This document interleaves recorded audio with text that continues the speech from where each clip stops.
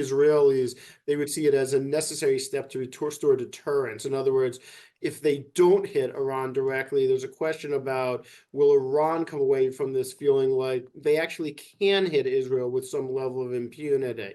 But certainly it carries with it much more risk than Israel trying to strike something in Lebanon or Syria that's related to the IRGC. The Iranians have already said, we consider this done now. They've said they will retaliate for something that is struck in Iran. I think there's a question whether that's very serious about that or that's a bit of bluster to try to deter Israel, but it's obviously a big risk.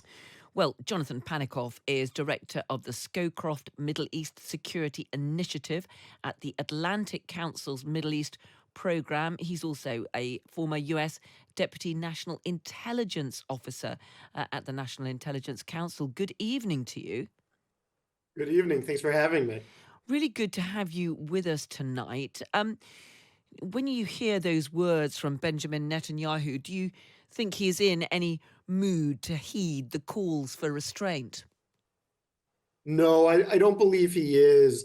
The Israelis right now, I think, are planning to retaliate. The question is really more about how and when, I think, than not at all. The war cabinet has been reduced even further. It's really three men, Prime Minister Netanyahu, opposition leader Benny Gantz, really, and then the defense minister Yoav Gallant, who are going to make this decision. But I think they are heading toward some sort of retaliation. And when we know that they are weighing up those options, when we know that pressure from his right-wing members of his coalition, what do you think that Israel could do? I think there's really three pathways. One is that Israel could have an overwhelming response that would almost be certain, probably, to instigate a much larger conflict and a war. I think this path is probably quite unlikely, especially because you didn't see any fatalities or serious injuries, aside from one poor Bedouin girl, due to the Iranian strikes over the weekend. The second option and the third that I think are more likely, the second is you could see a very small Israeli retaliation. So an effort intentionally to hit something rural, probably military, a weapons depot, for instance, in more rural parts of Iran, so that Israel can say very clearly, if you hit our homeland, you can't do it without impunity. We too will hit back every time, but does so in a way that tries not to escalate this. The third option is for Israel to hit Iranian targets and or Hezbollah targets in Syria and in Lebanon to stay away from Iran itself. But I think those are really the three broad options. There's a fourth of something, a cyber attack you've heard, or something similar, asymmetric. I'm skeptical that's where the Israelis will go. I think they want something that's much clearer than that.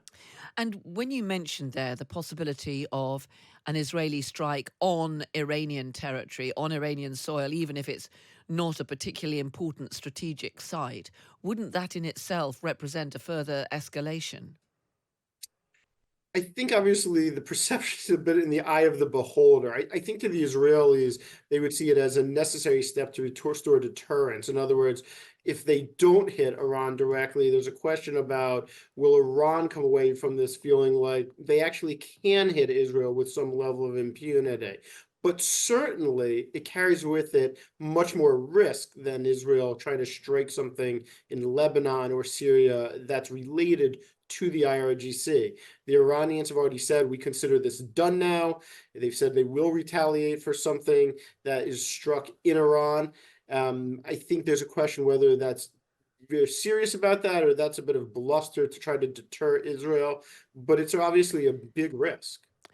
We know that relations between President Biden and Benjamin Netanyahu had hit something of a low over the concerns about the plight of refugees in Gaza. And of course, there are still those real concerns there that not enough humanitarian aid is getting in. But of course, the US involvement in defending Israel from that Iranian attack seems to have brought the two leaders somewhat closer. But now we're hearing that President Netanyahu isn't particularly listening to President Biden's calls for restraint. I mean, how would you characterize that relationship now? Tense is the honest word I would use, and what you're hearing here in Washington. Look, the reality is, I think President Biden has been quite frustrated with Prime Minister Netanyahu for a while now, both in terms of how the Israeli military has prosecuted the war in Gaza, over the potential that you could see an operation in Rafah. And also, you get this reflected by the fact that President Biden made very, very clear and publicly so that the US would not support an offensive action by Israel. In other words, retaliation. That, I think, is the big line for President Biden. He's dividing between what's defensive in nature to support and protect Israel and the Israeli homeland versus Israel going out in an offensive manner that could be escalatory. The number one goal President Biden has had since the beginning of Gaza has been to not have a major war in the region. Anything, including Israeli actions, that could jeopardize that goal, I think is really going to be a bridge too far for President Biden. And we're seeing that in his reaction, even as it comes amid some tensions. And there is now talk of further sanctions against Iran. But I mean, Iran has been under some pretty tough sanctions for years now, certainly ever since Donald Trump pulled out of the Iran nuclear deal, which lifted some of the measures against Iran in return for the right for the international community to inspect its nuclear program. I mean, can further sanctions really make any difference now? I think sanctions, additional sanctions at this point, look, may be able to create a little more pain for certain individuals. But no, I think it's going to be marginal at best. The real question about sanctions at this point isn't new sanctions, it's about enforcement of sanctions and whether or not you enforce sanctions, including secondary sanctions, sanctioning not only the Iranians, but banking institutions or financial institutions or energy institutions that have dealings with them. It's about a question of Iran is still exporting a huge amount of oil, particularly to China. We know it's blended off the Malaysian coast, off the Singaporean coast, and so that it's repackaged as just purely Malaysian oil, for instance. Are we going to go after that and actually have enforcement of the sanctions? That is what would probably have a possibility of changing some decision making in Tehran. The odds of new sanctions doing that, I think, are quite low. Just finally, of course, Joe Biden, it's a presidential year. He's out and about on the campaign trail a lot. And he is himself facing competing pressures, isn't he? Some on the left of the democratic movement saying he should adopt a much tougher stance on Israel. Some on the right saying, look, you need to hit hard back against Iran. Yeah, I mean, I think that's absolutely right. Look, here, obviously, here in the States, it goes state by state for the elections. And so part of the problem is in a place like Michigan, you have a very large Muslim population, a very large Arab population that's been very, very upset with how President Biden has supported Israel and Prime Minister Netanyahu throughout this war.